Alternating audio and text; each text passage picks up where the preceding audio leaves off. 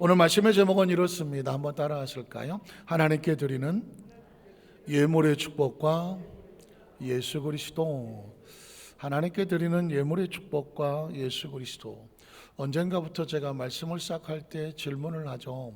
오늘 드려지는 질문은 뭘까? 우리가 하나님 앞에 예배를 드린단 말이죠. 우리는 예배를 드릴 때 우리끼리 모여서 하나님 우리 예배합니다, 하나님께서 우리 예배를 받아주세요 라고 우리가 자의로 드려지는 예배인가? 아니면 하나님께서 예배에 대해서, 제단에 대해서 명령하시고 약속에 있어서 주님이 사용하시려고 명령하신 예배인가?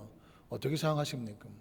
우리는 평생을, 또 어려서부터, 저 같은 경우는 어려서부터 예수를 믿었기 때문에 평생을 예배 가운데 살았고, 또 도중에 예수를 믿으신 분들은 또 도중에 예배가 시작된 분이 계실 텐데, 어쨌거나 이제 이후로 우리의 삶은 늘 예배하는 삶이거든요. 그러면 예배를 어떻게 생각하십니까? 우리끼리 모여서 이날을 정하고 예배하자라고 예배하십니까? 그래서 혹시라도 내가 시간이 있을 수 있으면 드릴 수도 있고 시간이 없으면 못 드리는 거지, 혹시 그렇게 생각하십니까?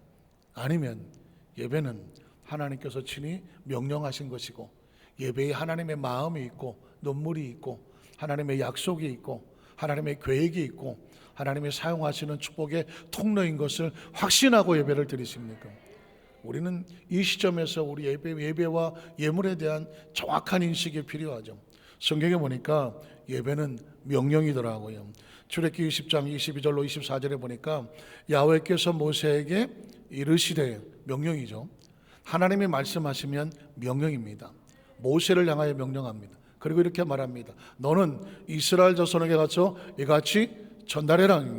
이스라엘 백성을 향한 명령을 전달하는 것입니다.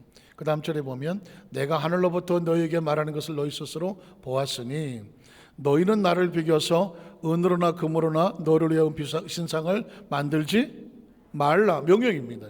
이건 우리가 해도 좋고 안 해도 좋은 것이 아닙니다. 하나님의 말씀은 사실상 타협이 없습니다. 하나님의 말씀은 명령입니다. 왜 그러냐면 죽느냐 사느냐거든요. 죽느냐 사느냐. 여러분, 신호등은 타협이 없잖아요. 파란불, 빨간불은 타협이 없습니다. 물론 중간에 노란불이 예비를 신호를 주기를 하지만 예비 신호는 타협이 아니거든요. 이건 신호를 어기면 목숨이 왔다 갔다 하는 것입니다. 마찬가지로 하나님은 우리에게 말씀을 선포할 때 그럴지도 그렇게 한다고 해서 라고 뜸을 들이지 않습니다.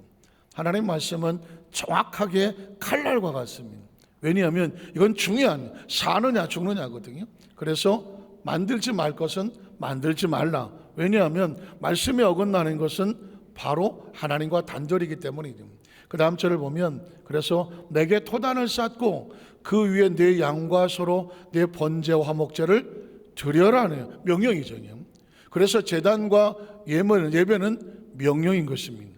하나님의 것입니다. 주님의 날이라고 말하는 것은 우리 날이 아니라는 것이죠. 하나님이 명령하신 날 화목제를 드려라. 그 다음 절을 보면 내가 내 이름을 기념하게 하는 모든 곳에서 내게 강림하여 임재하여 무엇을 주리라?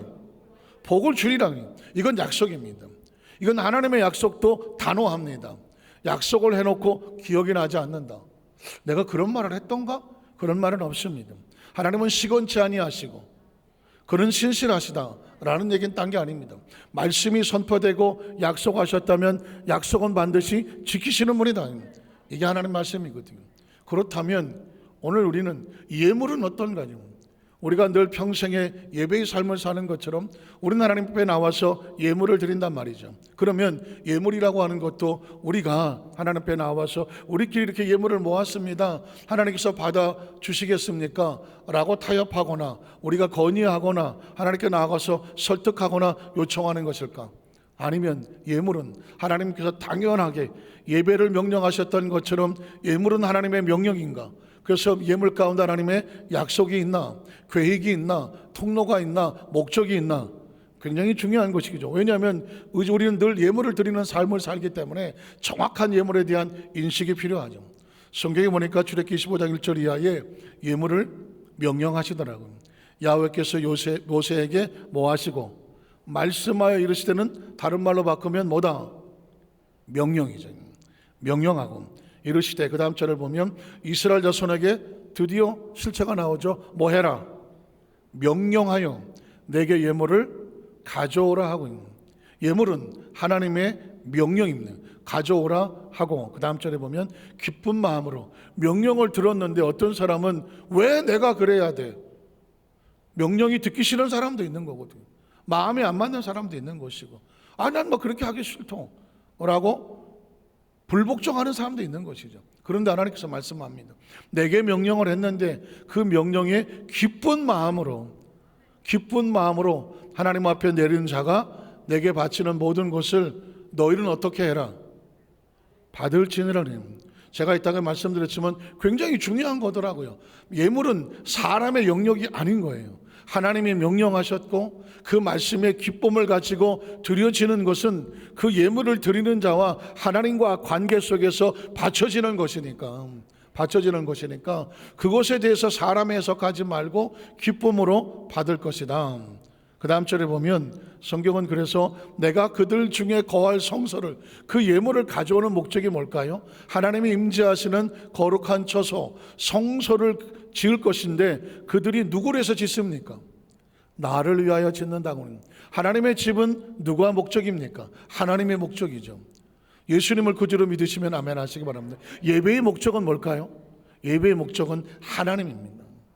오늘 성가대가 찬양을 했습니다. 성가대의 목적은 뭘까요? 하나님입니다. 믿으십니까? 그 교회 갔더니 말이야, 성가대가 막 수십 명 있는데, 그 대단하대. 그게 성가대의 목적일까요? 아닙니다.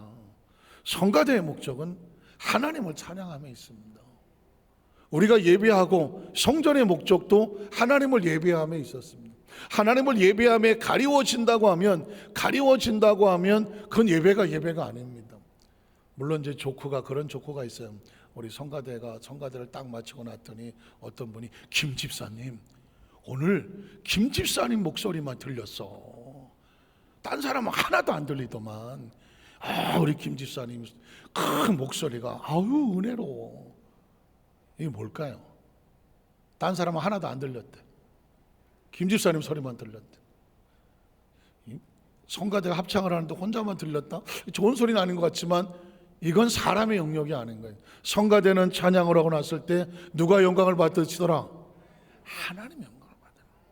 마찬가지입니다. 예배는 얼마나 많이 모였느냐 중요하겠죠. 수천 명, 수만 명, 수십만 명, 오케이, 좋아요. 그러나 진실된 한 사람이 하나님과 교통하고 있다고 하면 그 자리는 어느 예배보다도 아주 하나님과 교통하고 하나님 기뻐하시는 축복의 예배가 될 줄로 믿습니다. 그 한 사람이 저와 여러분이 되는 것이죠. 오늘 신령과 진정한 하나님께 예배하는 그 심령, 정말 눈물 없이는 나올 수 없는 힘들고 어려운 고비임도 불구하고 이 자리를 하나님께 나와서 예배하고 진실된 마음으로 찬양하고 진실된 마음으로 하나님께 기도하며 하나님을 바라보는 심령이 있다고 한다면 그 사람의 예배는 하나님 받으시는 예배입니다. 전 강단에 올라서기 전에 기도하는 거거든요. 오늘 이 자리에 무슨 마음으로 서겠습니까? 오늘 말씀을 잘 전하게 해주시옵소서. 말씀이 화려하게 해주시옵소서. 그 말씀에 감동 있게 하시옵소서. 이게 의미가 없잖아요.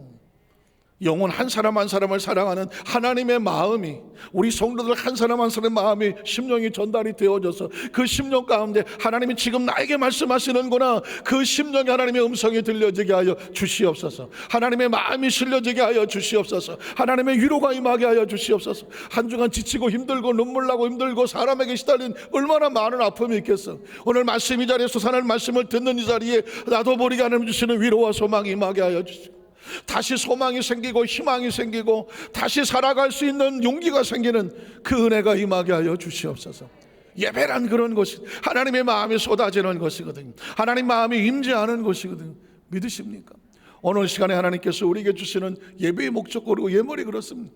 하나님을 위하여 그 예물을 드려지는 그 예물, 그 다음에 어떻게 합니까? 하나님은 이렇게 약속하셨습니다. 물은 내가 내게 보이는 모양대로 장막을 짓고 기구들도 그 모양을 따라 지을 것이다. 22절에 보니까 거기서 내가 너와 만나는 거예요. 예물을 통하여 하나님의 성막을 짓고 성소를 짓고 하나님의 귀한 공동체가 생겨났는데 하나님은 그 예물과 그 예물이 드려지는 그 아름다운 제단과 예배 가운데 하나님께서 어떻게 해주시겠다? 만나주시겠다는 것입니다. 그래서 예배는 뭐냐? 형식과 모양도 중요하지만 마음인 거예요.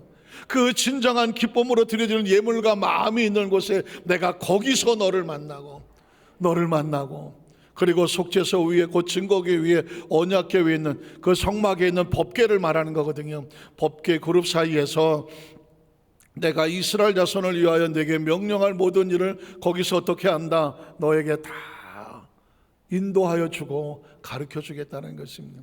그러니까 오늘 저와 여러분이 하나님께서 우리를 예물과 예배 가운데 만나시는데 우리의 심정을 원하시고 그 드려지는 심령 가운데 만나셔서 축복하시고 원하는 아름다운 축복이 바로 예배와 예물인 것입니다. 우리는 첫 번째로 구약 성경 속에서 하나님께서 원하시는 예물, 원하신다는 표현은 명령보다 직접적이죠. 명령은 뭔가 일방적인 것 같은, 그리고 뭔가 직접적으로 막 전달하면서 그것이 어떤 위력이 있는 것처럼 느껴지지만, 원한다는 얘기는 하나님 입장에서 말하는 겁니다. 하나님은 예배와 예물을 원하시더라. 성경에 보면 말라기 3장 1절 이하가 나옵니다. 여러분 혹시 제가 3927 그러면 난 들어봤다. 3927 그러면 그거는 뭐 수학도 아니고 산수 뭐 곱하기에서 나오는 단어 아닙니까? 알 수 있겠지만 교회에서 3927 그러면 성경을 얘기하는 거죠. 구약은 39권, 신약은 27권. 혹시 이 산수만 하면 경계를 일으키십니까? 3927 하니까 당황해갖고 수학인가? 구약이 39권, 신약이 27권, 합이 얼마예요? 이렇게 어려운 걸 또 물어봐야 되니 내가 면 66이잖아요. 그래서 성경은 신구약이 몇 권이다? 66권이다. 자, 그러면 구약이 39권이고 신약이 17권인데 구약의 창세기부터 시작해서 마지막 39번째 책이 뭐예요? 말라기거든요. 그런데 이런 설명을 말라기의 마지막 장에 그 신학이 출발하기 전에 하나님은 이 말라기에서의 무슨 얘기를 하고 싶었을까? 하나님의 마음은 말라기에 무엇이 담겼을까? 성경을 찾아보다 제가 깜짝 놀란 것은 뭐냐면 예배와 예물의 회복이었어. 너희가 메시아를 기다리느냐? 구주를 기다리느냐? 그렇다면 하나님과 먼저 예배와 예물의 회복을 가져라는 것입니다. 그래서 말라기 3장 1절이 출발하는 것입니다. 만군의 야훼가 이르노라, 보라 내가 내 사자를 보내리니 그가 내 앞에서 길을 준비할 것이고, 예수님이 탄생하기 전에 세례 요한이 와서 그의 앞길을 준비할 것이다 라고 하는 말씀처럼 약속을 하는 것입니다. 내 앞에서 길을 준비할 것이요, 또 너희가 구하는 바 주가 갑자기 그의 성전에 임하시리니 곧 너희가 사모하는 바 언약의 사자가 임하게 될 것이다. 하나님은 약속하시고 약속을 이룬다고 말했죠. 약속대로 언약의 사자가 임할 것이다. 그 다음 절에 보면 그가 임하시는 날 누가 능히 그 메시아의 임재함을 감당하겠습니까? 그가 나타나는 때에 누가 그 앞에서 능히 설 수가 있겠습니까? 그는 금을 연단하는 자의 불과 같고 표백하는 자의 재물과 같다. 이 이야기는 심판이 되기도 하고 씻기는 은혜가 되기도 하는 거죠. 그 다음 절에 보면 그가 은을 연단하여 깨끗하게 하는 자 같이 앉아서 레위 자손을 깨끗하게 하리라. 성경을 조금 아시겠지만 이스라엘의 12지파 가운데 레위 자손은 구약시대의 예배의 모든 것을 수종드는 자였습니다. 그러니까 구약시대에는 성가대원을 아무나 될 수 없었습니다. 레위 자손만 성가대원이 될 수 있었습니다. 교회 성전의 봉사는 누구만 할 수 있었느냐? 레위 자손만 할 수 있었습니다. 그 하나님을 섬기는 자손들을 어떻게 하느냐? 깨끗하게 하되, 그 다음 절을 보면 금 은과 같이 그들을 연단하여 새롭게 하리니, 깨끗하게 된 그들에게 무슨 축복을 먼저 주실까요? 공의로운 제물을 하나님께 먼저 바칠 수 있는 축복을 주는 것입니다. 예배가 특권인 걸 아십니까? 여러분 혹시 그런 기억이 있으신가요? 내가 교회를 나오고 싶은데 나올 수가 없어. 혹시 그런 거 아시겠습니까? 오늘 주일인 줄 알겠는데 내가 주일날 교회 그냥 차만 타고 그냥 나와서 교회 문 열고 들어오면 되는데 내가 들어오지를 못해. 내가 지금 세상에 너무 빠져 있거나 죄에 빠져 있거나 아니면 너무 낙심이 되거나 뭔가 시험에 들어서 하나님 앞에 나가야 되는데 이게 나가지지가 않는, 혹시 그런 경험 해보셨습니까? 예배는 그때 깨달아지죠. 교회는 아무나 아무 때에 그냥 내가 가고 싶을 때 가는 곳이 아니구나는 것입니다. 교회는요, 하나님께서 은혜를 주셔야 예배에 참석할 수 있는 거예요. 예배는 아무나 참석하지 않아요. 예물도 마찬가지입니다. 내가 좀 돈이 좀 있어, 내가 뭐 물질도 좀 있고 여유가 있는데 하나님 앞에 예물이나 드려볼까? 그런다고 드려지지 않아요. 죄송한 얘기지만 좀 있다고 하는 사람이 더 안 해. 예물은 마음에 감동이 돼서 하나님께서 예물을 드리고 싶다는 마음에 소원이 생기는 사람이 예물이 드려지는 것입니다. 그게 세상의 물질과 달라요. 레위 자손에게 그를 깨끗하게 한 다음에 하나님이 주셨던 축복은 뭐냐면 그의 마음을 열어서 하나님 앞에 제물을, 거의 깨끗하고 공의로운 제물을 드릴 수 있는 축복을 주시겠다는 것이죠. 그 다음 절에 보면 그때 유다와 예루살렘은 이스라엘 다 합쳐서 말하는 것인데 봉헌물이라고 나오죠. 하나님께 드려지는 예물을 말하는 것입니다. 예물은 옛날과 고대와 같이 하나님 앞에 뭐가 됩니까? 기쁨이 된다. 하나님께서 명령하셔 제단을 쌓고 그것에 제물을 올려놓으라 명령하셨습니다. 그러면 내가 임재하여 복을 주리라고 말했거든. 그 명령에 순종하여 하나님 앞에 봉헌물을 드리는 사람은 이미 고대로부터 하나님은 그를 어떻게 하셨다? 기뻐하셨다고 말하고 있습니다. 혹시 우리가 드려지는 예물이 하나님의 기쁨 되어지는 것을 아십니까? 이 세상에서 정말 뭐니 해도 뭐가 제일 중요해요? 머니가 중요하다며. 지금 요즘같이 경제가 어려운 때는요, 물질이 최고의 가치란 말이에요. 그런데 그 물질을 가지고 하나님 앞에 나가서 예물을 드려진다? 이건 마음의 은혜가 없이는 절대로 안 되는 거예요. 절대로 안 돼. 그러니까 하나님께서 그 예물을 가지고 주님 앞에 드렸다는 얘기는 예물은 물질이 아니에요. 하나님께 드려지는 마음인 거죠. 예물은 마음입니다. 그러니까 하나님께서 그 마음을 받으시고 하나님이 기뻐하신다. 고대로부터 하나님께 드려지는 예물은 기쁨이었다. 기쁨이 되려니와 그 다음 절에 보면 내가 심판할 것은 너희에게 임하는 것인데 기쁨이 아닌 자, 점치는 자, 간음하는 자, 거짓 맹세하는 자, 품꾼의 삭세대하여 억울하게 인색하는 자, 과부와 고아를 압제하고 핍박하는 자, 나그네를 천대하고 억울하게 박대하는 자, 그리고 나를 경외하지 않는 자, 어떻게 한다고요? 그들을 속히 증언하라. 내가 불로 심판하겠다. 만군의 야훼의 말이라. 이렇게 말하지 않습니다. 그리고 다음 절에 보면 나 야훼는 변하지 아니하나니 그러므로 야곱의 자손들아, 이스라엘 백성을 말합니다. 너희가 소멸되지 아니할 것이다. 약속이 이스라엘 백성은 소멸하지 않겠다고 약속을 했거든요. 그런데 그 약속 안에 조건이 있더라고요. 그 다음 절에 보면 만군의 야훼가 이르노라. 너희 조상의 날로부터 너희가 나의 규례를 떠나 지키지를 않았다는 것입니다. 하나님과 이스라엘 백성 가운데 약속이 있는데 규례라고 말하고 율례라고 말하고 법도라고 말하면 뭐 이렇게 어렵다고 생각하지 말고 하나님과 약속이라고 생각하십니다. 약속이 있었는데 이스라엘 백성이 약속을 지키지 않았습니다.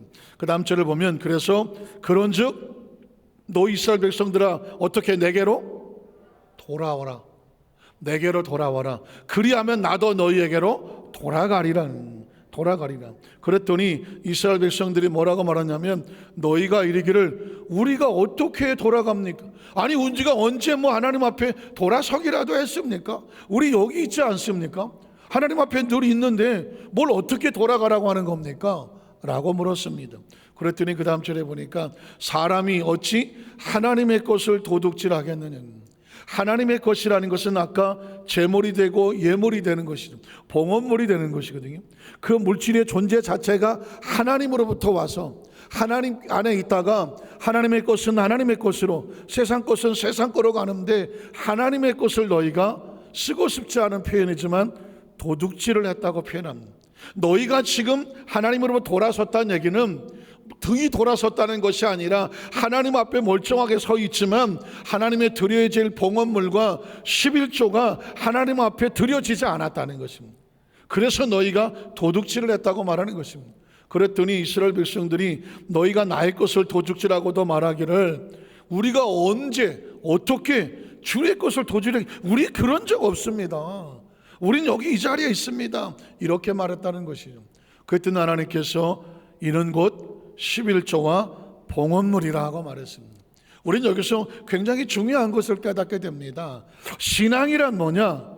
예배란 뭐냐? 하나님 앞에 내가 온전히 나와 있는 것인데, 그 나와 있다는 얘기는 뭐냐? 하나님께서 명령하시고 예비하신 예물과 같이 나와 있는 것입니다. 그 예물은 뭐냐? 10의 1조와 봉헌물이라고 하는 것입니다. 아까도 말씀드렸지만 11조와 봉헌물은 하나님이 명령하신 예물이라 너희의 마음이 있는 것이니, 너희가 나의 앞에 나왔다고 하면 하나님이 명령하신 11조와 봉헌물은 어디 있어야 된다? 하나님 앞에 있을 때에 비로소 너희가 내 앞에 나와서 예배하는 것이라는 것입니다. 이게 하나님의 마음입니다. 이게 하나님의 마음입니다. 자, 그 다음 절에 보면, 그래서 너희 곧 온 나라가 나의 것 봉헌물이요 11조와 감사 예물을 도둑질하였으므로, 도둑질했다는 얘기가 무엇일까요? 하나님 앞에 드려야 될 것을 드리지 아니하였으므로 너희 온 나라가 무엇을 받습니까? 입에 올리기 힘든 단어입니다. 너희의 삶에 저주가 임했다라고 말하는 것입니다.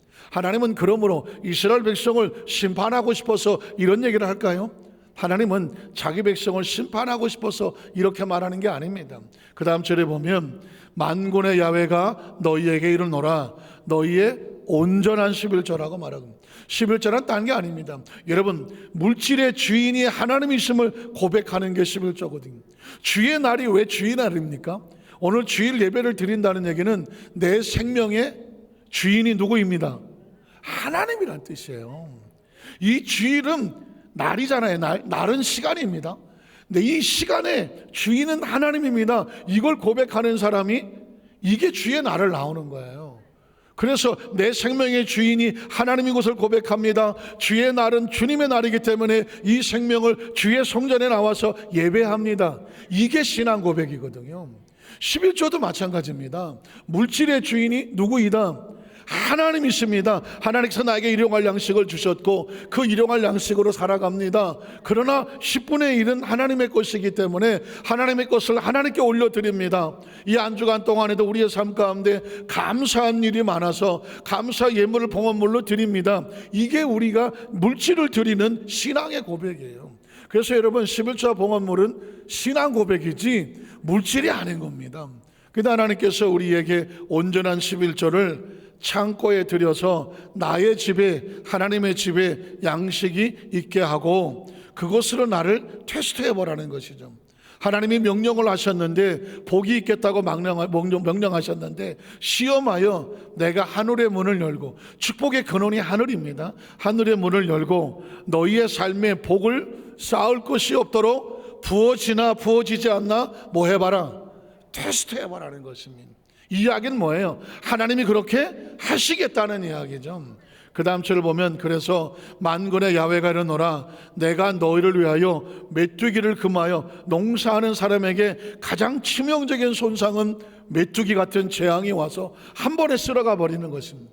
그 재앙을 막아 너희 토지 소산을 먹어 없어지 못하게 할 것이며, 너희 밭에 포도나무 열매가 귀한 전에 떨어지지 않게 하는, 과수원을 하는 사람에게 가장 기가 막힌 일은 뭡니까? 열심히 농사를 지어서 열매가 맺었는데 수확도 하기 전에 다 떨어져 버리는 거예요. 아무짝에 쓸모가 없어지는, 그 포도나무 열매가 귀한 전에 떨어지지 않게 하리니 너희 땅이 아름다워지겠다. 하나님이 약속을 하시는 것입니다. 하나님의 것이 하나님 전에 있게 해라. 그러면 너희 땅이 아름다워지므로 모든 이방인들이 너희를, 야, 그 사람 복을 받은 사람이라, 복되다 하리라고 칭찬을 받겠다는 것, 인정을 받겠다. 누구의 말입니까? 만군의 야훼의 말이니라. 그 다음 절을 보면, 그때 야훼를 경외하는 자들이 피차에 말하며 야훼께서 그것을 분명히 들으시고, 야훼를 경외하는 자와 그 이름을 존중히 여기는 자, 말씀에 순종하여 말씀이 하나님 앞에 있는 자를 위하여 야훼 앞에 있는 기념冊에 그의 이름을 기억하여 기록했다는 것입니다. 기록했다는 것입니다. 하나님은 그 하나님 앞에 헌신하여 하나님의 것을 하나님 앞에 있게 한 자를, 그의 이름을 기억하시겠다고 말했고, 그 다음 절을 보면, 만군의 야훼가 이르노라, 나는 내가 정한 날에 그들을 나의 특별한 소유로 삼을 것이며, 특별한 소유로 삼을 것이며, 또 사람이 자기를 섬기는 아들을 아낌과 같이 내가 그들을 어떻게 하겠다? 아끼겠다고 말씀했습니다. 그때 너희가 돌아와서 의인과 악인을 분별하고 하나님을 섬기는 자와 섬기지 않는 자를 뭐하리라? 분별하겠다는 것입니다. 그러니까 하나님께서는 지금 우리에게 예배에 나오는데 우리의 몸이 나와 있는 것이 아니라 마음도 같이 있어야 된다. 그 마음은 뭐냐? 하나님을 경외하는 마음, 하나님을 존중히 여기는 마음, 하나님 이름을 높이는 마음, 하나님의 것을 하나님 것 되게 하는 마음, 그것이 같이 있을 때 그 이름을 기억하시겠다고 말씀하는 겁니다. 사실은 이 말씀을 하면서 저는 목회자로서 딜레마가 있어요. 딜레마가. 처음 목회를 하면서부터 처음 감단의 목회를 하면서 우리 성도들 앞에서 저는 이 물질에 대한 얘기를 못 하겠더라고요.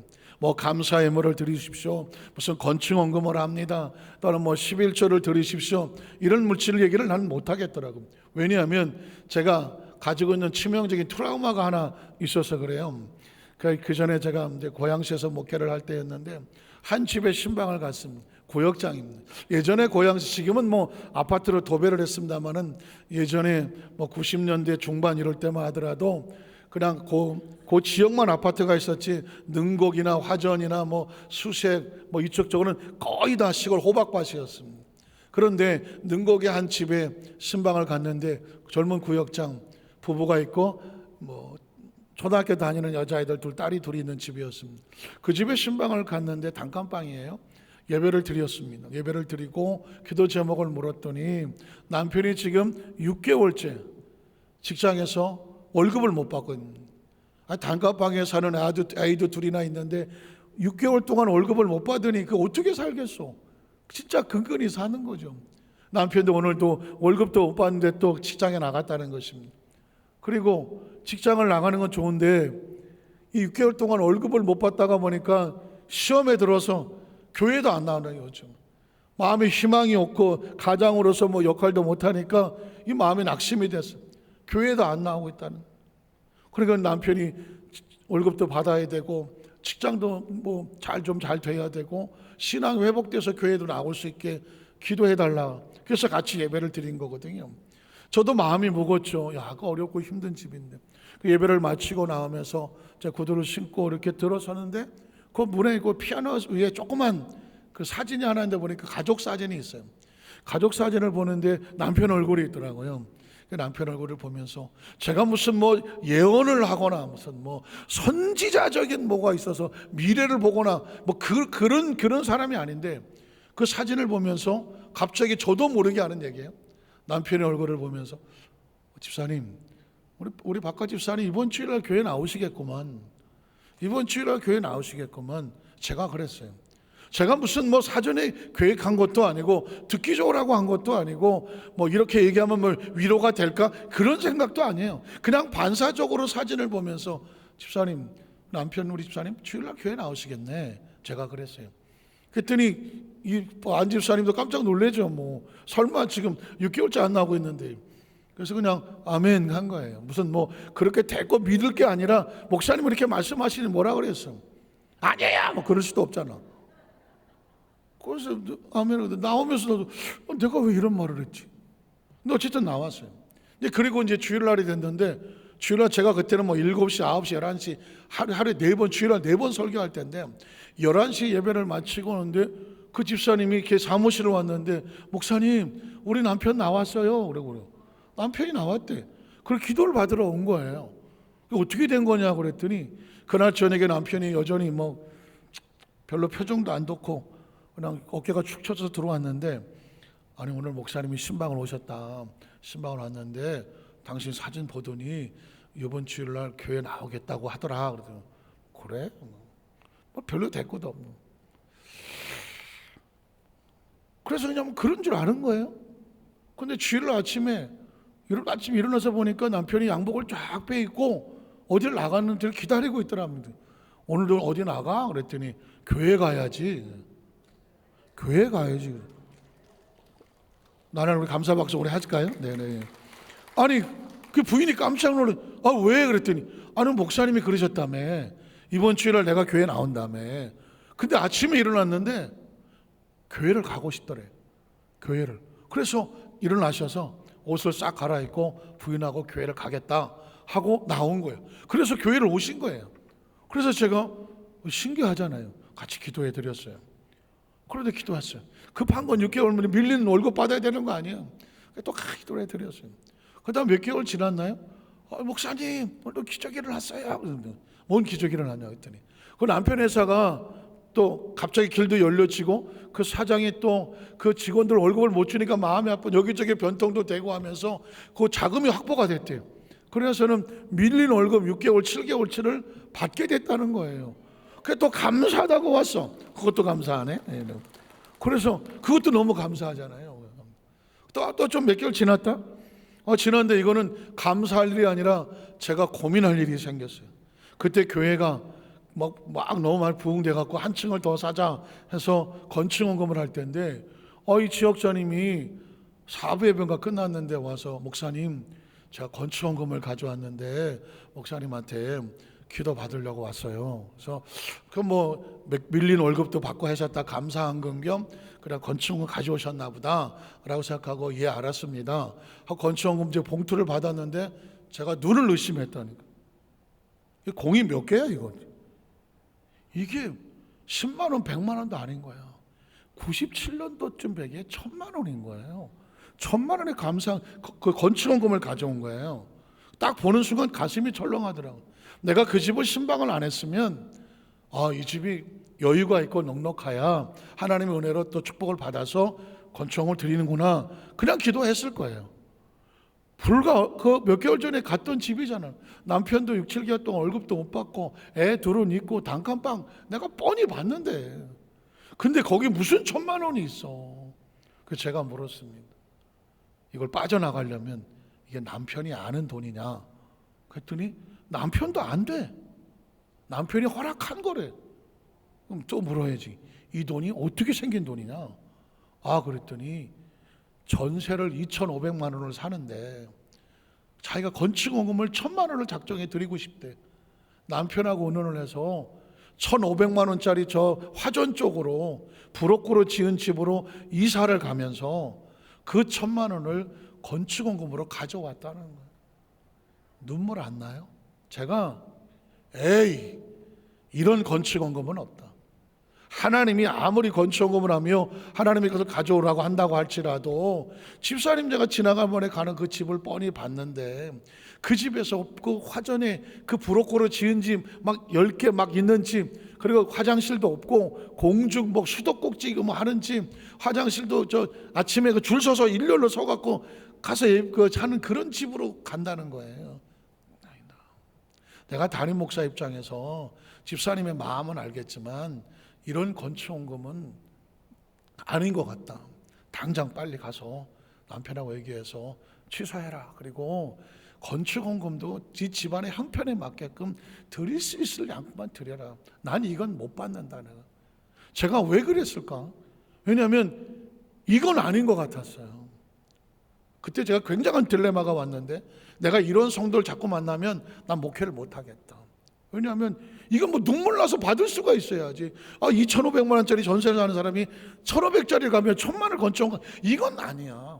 내가 거기서 제가 막 강하게 얘기를 했어요. 근데 그 구역장님이 제 뒤통수를 빵 치더라고.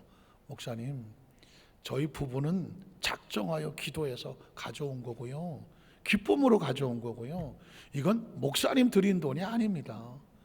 교회 하나님의 집을 건축하는데 하나님 앞에 드린 돈입니다. 목사님은 기도만 해주세요.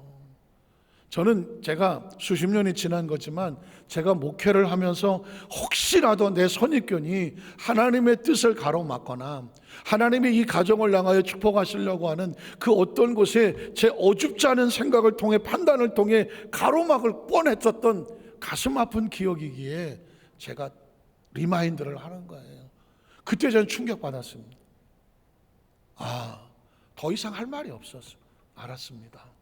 그리고 그 건축원금을 놓고 눈물로 기도하는데 진짜 내 속에서 막 통곡이 나오더라고. 하나님, 이런 건축원금을 받아서 하나님의 집을 지어야 되겠습니까?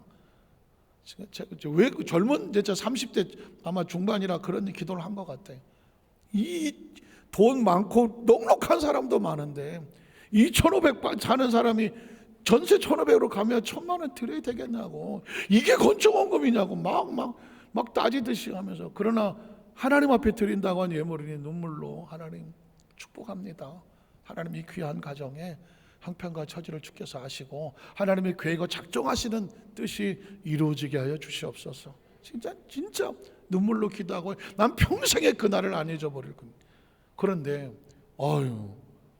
참 그 이후에 하나님이 어떻게 역사하시는지 저는 그냥 어떤 일이 있을 거야 예측도 못했는데, 그 남편의 사업장이 계속 잘 되기를 시작하면서 목사님 우리 남편 사업장이 잘 돼요. 예. 난 아직 내 마음에 이게 가시질 않았어. 그 어려운 헌금을 하나님께 드린다는 것에 대한 내 마음이 아직 용납이 안 됐어. 우리 남편 사업장이 네. 그런데 얼마 있다가 이 구역장님이 그 같이 사는 브로커 집에 사는 그 화장실도 하나 같이 쓰는 그 10집이 있는데 그 10집의 사람들을 다 전도해 나와서 다들 지치고 힘들고 어려운 사람인데, 그 밀려온 사람인데, 이 구역장은 밀려온 사람이 아니라 자기가 선택한 집이잖아. 그러니까 막 기뻐가서 내가 하나님 앞에 건축원금을 하고 비록 이 어려운 데로 왔지만 보내신 뜻이 있을 거다 이러면서 그 집집이 다 전도를 하는 거예요. 그래야 그 8명을 다 데려와 주일날 10명까지. 그래서 이 구역장이 지역장을 만들었어. 그런데 예전에 구역장 할 때만 하더라도 네 얌전하던 분이었는데, 지역장 가면 딱 뜨니 이게 무슨 야수가 된 것 같아. 씩씩거리면 막 이러고 막 다니는 거예요. 막 다 할렐루야 하고. 그래서 내가 이상한데 아직도 난 의심의 눈초리를 쳐다보는 거예요. 그런데 또 얼마 지나고 나서 이러는 거예요. 목사님 우리 집에 또 기적이 일어났다는 거예요. 뭐냐고 또. 그랬더니 제가 임신을 했어요. 그 딸이 둘이 있는데 얘네들이 초등학교 4학년 5학년 제법 10살 12살 하잖아요. 근데 거기에 아들을 그렇게 원했다는데 그 터울 차에 늦둥이죠. 늦둥이로 임신을 한 거예요. 그 배가 이렇게 나오는데도 그냥 그러고 다니고. 그런데 그러는 거예요. 애가 날달이 됐는데 그 전에 이러는 거예요. 목사님 우리 남편 집사님이 이 아들이라고 알게 됐는데 아들의 이름을 목사님이 지어야 된다고. 왜 나한테 짓냐 했더니 태몽을 꿨는데 부인이 꾼 게 아니야. 남편이 어느 날 잠을 자는데 제가 꿈에 나타나서 아들을 하나 쑥 던져주고 가더래. 제가 밤에 잠을 못 자요. 신방란이라고 제가 여러분 여러분 얘기하죠. 목사님 어젯밤 우리 집에 오셨다 가셨다고. 그러면 이렇게 꿈 얘기 많이 하신. 물론 꿈에 여러분 어떤 죄종들이 나타나는 것은 하나님이 여러분의 집에 가신 거예요. 근데 그 바깥 집사님들의 남편이 내 꿈에 목사님이 와서 아들을 하나 던져주고 가더래. 그래서 이건 이름을 목사님이 지어야 된다고. 그래서 사부 예배 끝나고 그때 찬양을 예수님 찬양 막 부르고 내려왔는데 갑자기 그 사무실 들어가기 전에 우리 아이 이름 지어주세요. 그래서 예수님 찬양 예찬이 그냥 그 예찬이 됐어. 그 나중에 이제 제가 이제 미국에 선교사 갔다가 한국에 와서 순복음 신학원에 강의를 맡게 돼서 강의를 갔더니 거기 와서 앉아 있는 거야. 그 지역장이 어떻게 하나님께 소명을 주셔서 신학을 해서 지금 4학년이라 이제 졸업을 해서 이제 한대. 뭐 할 거니? 개척을 하겠대. 그 개척을 하더니 교회를 세우더라고요. 나중에 이제 시간이 흘러서 그 집에 두 딸이 있었잖아요. 작은 딸은 전도사님이 됐어. 그래갖고 여의도 교회 어떤 목사님하고 결혼해갖고 사모님이 되셨고, 큰 딸은 건대 법대를 나와서 변호사 시험 본다고 사법시험 몇 차가 있는데 몇 차까지 합격을 했다고 그때 그런 얘기를 들었는데, 재밌는 거는 그 어린애 두 딸이 제가 그런 기도를 해줬대요. 너희는 커서 뭐가 되고 싶니? 그랬더니 막내는 주의 종이 되겠다고, 큰 딸은 변호사 되겠다고 그랬대. 걔네들 기도를 해줬대요. 제 기억이 없죠. 기도해서. 근데 그대로 됐더라고. 그대로. 그래서 지금 이제 그분들이 하나님께 우리 감사 박수 한번 하고요. 그분들이 세월이 좀 지났지만은 지금 기도원 올라가다 보면 통일로 그쪽 오른쪽에 내유동이라는 곳에 예비 순복음교회를 교회를 개척해서 목사님들 부부가 지금 목회를 하고 있고, 딸들은 또 잘하고. 예찬이는 보고 싶지. 이놈은 어디서 뭐하나. 세월이 좀 지나서 제가 소식을 잘 모르겠는데, 제가 그 얘기를 하면서 세월은 지났지만 제 머릿속에 뒤통수 맞은 건 지금도 아파. 내가 지금도 아파. 오늘 말씀에도 하나님이 그렇게 말씀한, 내가 명령하여 그 백성들로 예물을 가져오게 하고 기쁨으로 가져온 예물은 네가 받아서 네 마음대로 판단하거나 하지 말고 하나님의 성소를 지으며, 그러면 내가 거기서 만나고 그 백성을 내가 축복하여 하늘의 문을 열고 마음껏 붙지 아니하나 테스트해보라는 것입니다. 오늘 말씀을 정리하겠습니다. 이 코로나 시대를 지나가면서 모든 것이 무너졌다고, 예배가 무너지고 신앙이 무너지고 사명이 무너지고 모든 어떤 기도가 무너지고, 그래서 여기저기 대한민국의 새로운 리바이벌을 해서 예배의 회복, 신앙의 회복, 사명의 회복, 기도의 회복, 그 가운데 중요한 것은 뭐냐면 예물에 대한 우리의 심정이 회복이 돼야 돼요. 하나님께서 우리에게 말씀하셨거든요. 너희가 하나님 앞에 드려지는 그 예물은 하나님께서 원하시는 것이고 명령하시는 것이고 하나님께 돌아오는 것이라고 말합니다. 돌아오는 것. 저는 우리 여도수 만상교회 성도들이 가장 힘들고 어려울 때 오히려 이스라엘 백성이 광야를 지날 때 하나님이 기적을 베풀어 주셨습니다. 어렵고 힘들 때 드려지는 예물에 기적을 베풀어 주셨지, 그 남의 집 노예 생활하던 애굽도 아니었고 저 가나안 땅에 무조건 모든 것이 풍부하던 때가 아니었습니다. 광야는 날마다 기적이었습니다. 이 시대는 날마다 하나님의 기적이 역사하는 시대입니다. 우리 여도수 만상교회 성도들 한 분 한 분이 눈물로 지금도 드려지는 예물을 알죠. 그 예물 하나마다 하나는 기억하시고 축복하여 주시고, 앞으로 드려질 예물에도 축복하셔서 하나님께서 너의 땅을 아름답게 하고 복되고 형통하게 하리라, 그 약속을 이루시는 역사가 있기를 주의 이름으로 축복합니다. 기도하겠습니다. 하나님 아버지 감사합니다.